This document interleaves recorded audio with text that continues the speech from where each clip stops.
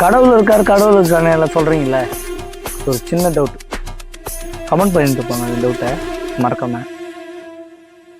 ஒரு மேல சத்தத்துக்கு வரக்கூடிய கடவுள், ஒரு பாலியல் வன்கொடுமை நடக்குது, அந்த பெண் கதறா துடிதுடிக்கப்பட்டு கொல்லப்படுறா, அதுக்கு வராத கடவுள் இந்த சிறிய மேல சத்தத்துக்கு ஏன் வராது? சட்டம் தன் கடமையை செய்யும் சொல்கிறாங்க.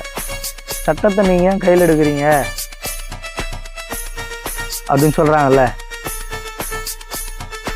நானும் ஒன்று கேட்குறேன், நீங்கள் சட்டத்தை ஒழுங்காக செஞ்சால் நாங்கள் ஏன் கையில்? மூதாட்டிக்கும் 2 வயது குழந்தைக்குமே பாதுகாப்பு இல்லாத உலகத்தில்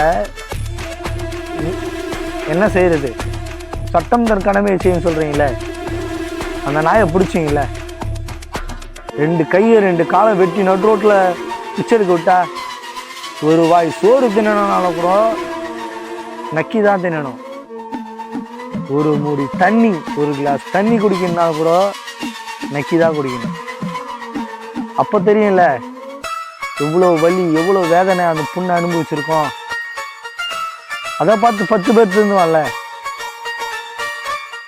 இனிமேல் நம்ம ஒரு பெண்ணை அவளோட அனுமதி இல்லாமல் தொட்டா என்ன நடக்கும்ன்றது அவனுக்குள்ள ஒரு பயமாக வரும்ல.